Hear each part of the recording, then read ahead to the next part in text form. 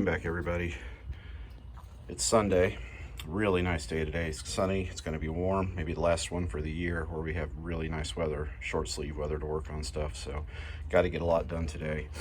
Got to get the brake line put in and get the transmission cooler lines settled and reconnect the torque converter and reconnect the shift linkage and see if this thing will go in gear and roll a little bit today. The brake line, the only way I could find the crossover pipe from the left to right caliper was with a set that was going to be north of $100, and I already ordered one set that didn't have it. So I decided to go ahead and get some self-made brake line stuff. This is a copper nickel brake line, 3/16. I've got one side done and it bent into the rough shape that I need. We'll get under the car and feed that through and tidy that up. I've got some hold downs that I need to install to keep it against the frame. And I also got some eye candy, functional eye candy.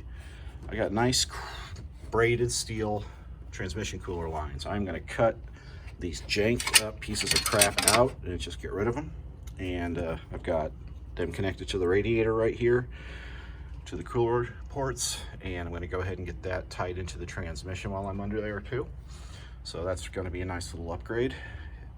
Nothing left to do but to do it, so I'm gonna go get started. All right, been at it for about an hour and a half.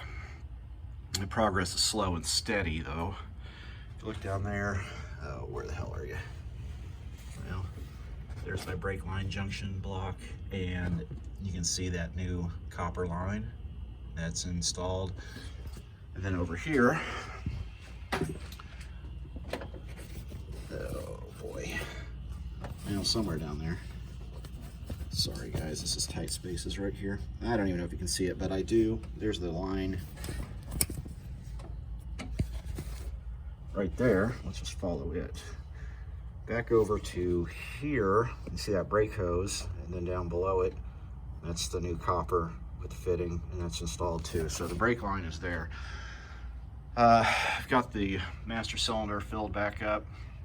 I don't have anybody here with me to bleed this yet or make sure there's no leaks in that line, but I'll get that eventually. And then after that, I got underneath the truck and I pulled the old transmission cooler lines off and the fitting into the trans because I got new ones with the kit. So after I catch my breath here for a minute, I'm going to get back under there and get the new cooler lines installed, and then work on maybe getting the torque converter bolted back up. So we'll see how that goes. Okay, so underneath the truck here, and up there, those two ports, those are the cooler line fittings. The lower one is the pump, so that's out from the transmission, and the upper one is returned. You do have to pay attention to that because they're reversed at the radiator. The radiator, the upper is feed because you want gravity to help pull it down through the cooler, and then the lower is returned. So the lower on the transmission goes to the upper on the radiator, and the upper on the transmission goes to the lower on the radiator, and that does matter. So if you're ever doing this, make sure you get that right. I'm gonna go ahead and get these thread taped and installed, and we'll see how that looks. Okay, so I've got the transmission lines installed, tightened down. That is a pain. There's just like the other one, they're taking them off. There's just no throw, no room for a wrench. You just gotta millimeter them in there. I was able to get the top one on, the bottom one on with the socket. That was the only good part about that. There was enough room to get a deep 19 on that fitting and tighten it down. But then the hose, it's a tight bend, and you just gotta get the threads nestled in there until they bite, and then go millimeter by millimeter until it's tight. But anyway, it's done. I need to loom them, get them out of the way of the exhaust. They are fairly clear, but I just want to get as much clearance around them as I can. So I'll go ahead and get these loomed and zip tied into something for now. Wow, I'm scared because everything is together. The transmission cooler lines are installed, the linkage is reconnected, the torque converter is bolted up. The only thing that is keeping me from starting this car and putting it in gear is that I do not have the front brakes bled. But other than that, this thing is as together as I can get it. and ready to move. I'm not going to say how far it'll move under its own power, but it should at least be a foot. So I need to go to the parts store, get some more transmission fluid, because I'm sure the torque converter is probably only half full and these lines are empty, the cooler's empty, so I'll need at least 1-2 more quarts of transmission fluid once this thing's fired up. And I'll see if I can't scare up a body in the interim to help me bleed these brakes. But yeah, there's a good possibility this thing will be rolling today. I'll get back with you on that. Well, everybody, it's moving. I still don't have brakes to speak of, just rears, and they're soft. But I was able to get the transmission filled up.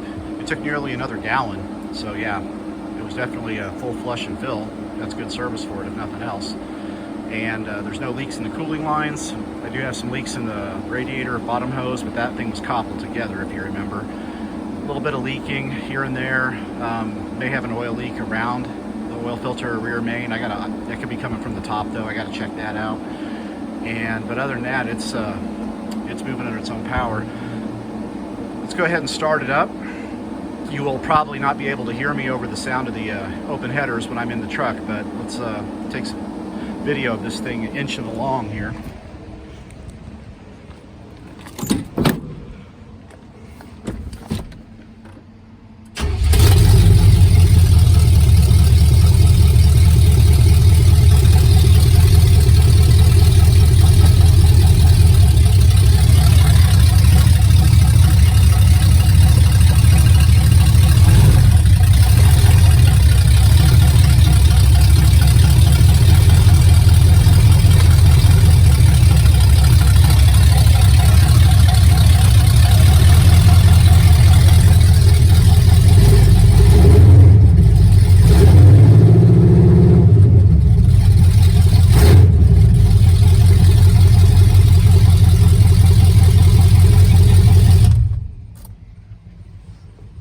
Yes, that's about all I can do with her right now until I get those brakes bled. That's fine. That was a lot for today. I am so happy. Longevity is still, of course, a question. It's an old transmission with a new, healthy motor, so we'll see how long that holds up. But my plan all along was to get a built 700R, or even maybe do a 5 or 6-speed conversion on it later down the road if the engine proves worthy, if it holds together long enough by next spring, summer, whatever. Yeah, thanks for watching, and I don't have a lot left to say right now, except I'm very, very pleased that I was able to do this, and at least say I have put an entire car together, you know, engine and transmission basically, and it worked. That's something. I will probably maybe make an addendum video tomorrow if I'm able to get the brakes bled, and if that works out, then I may just take it around the block a little bit and shoot that. But as for today, I've just got to do some relaxing and clean up in the garage. So thanks for watching. I appreciate it. Please like, share, and subscribe. I'll cross multiple platforms: YouTube, BitChute, and Rumble. I appreciate all my subscribers, and please let your friends know that we're not done with this. And if they'd like to follow along, they're more than welcome. Have a good day.